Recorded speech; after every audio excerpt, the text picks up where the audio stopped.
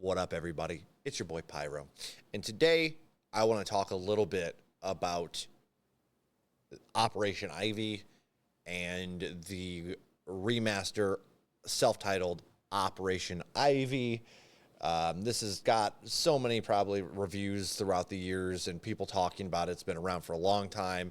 I know most of you are here specifically because you want to see my opinion on it. You guys have been hanging around for a while in the community, and you've been waiting for us to react to this. Now, the reaction will be up in my Patreon, me listening to the entire album.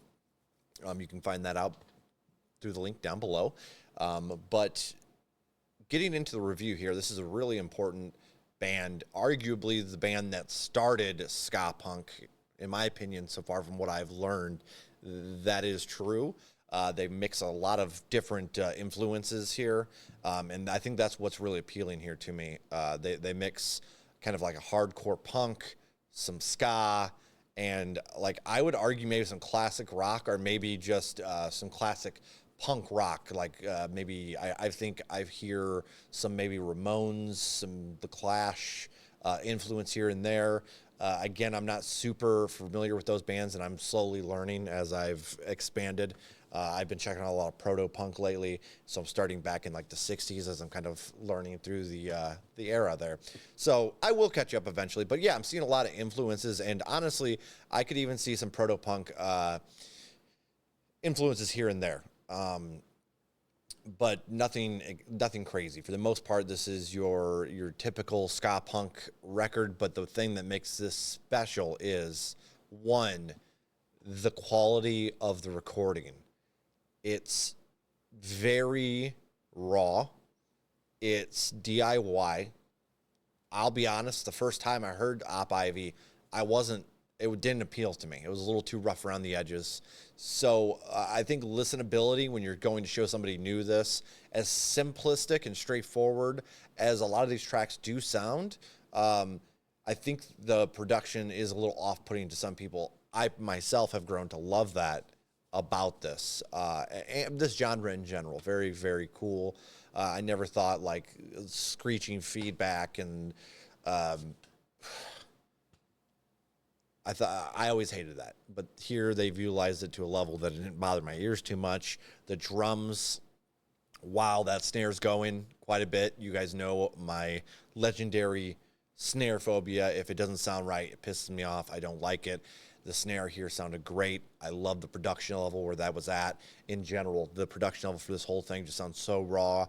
And I think with 27 tracks, I want to say this is kind of a bloated album. Obviously, we have an EP and an album mixed in here, and in this remaster, and so it's essentially a greatest hits or everything they've done in one package here. So it's not truly fair to say this is an album, but I just want to say with 27 songs on here, it was like 24, 25 where I was starting to be like, okay, this is kind of running together a little bit for me. A lot of these fluff tracks are starting to sound the same.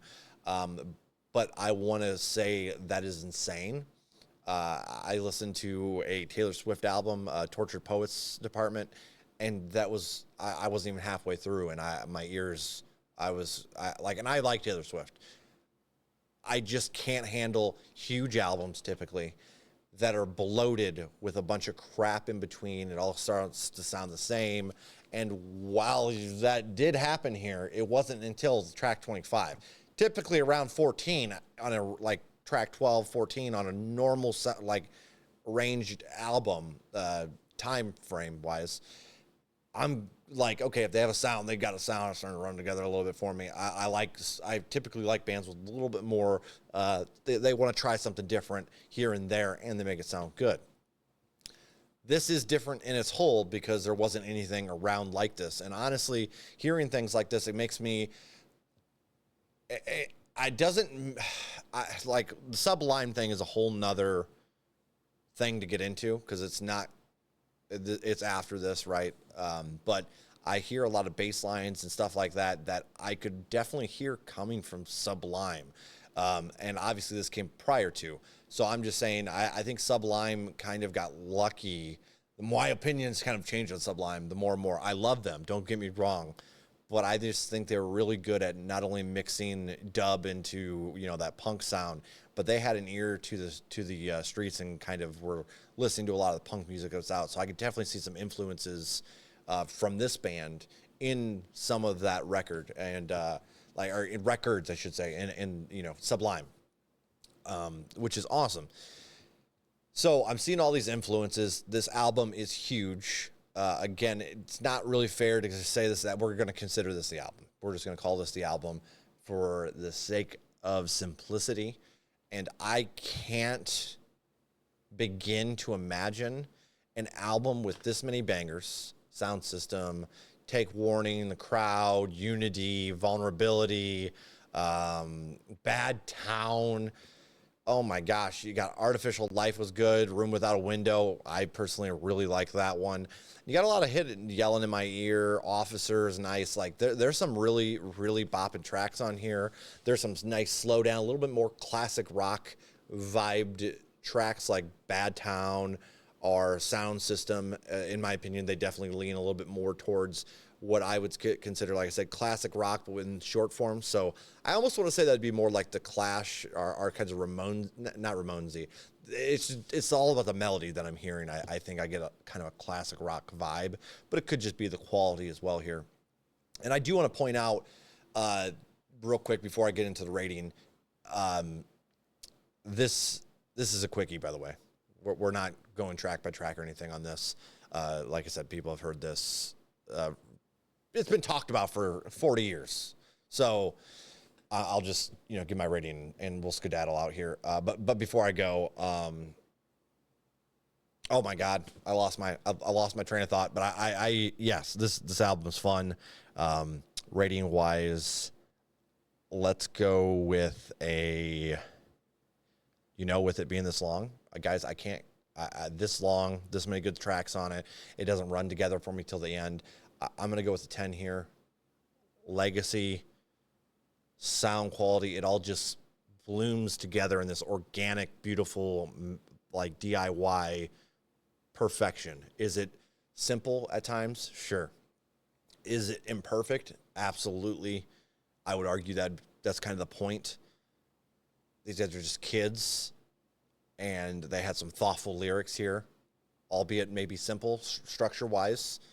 They had some thoughtful lyrics.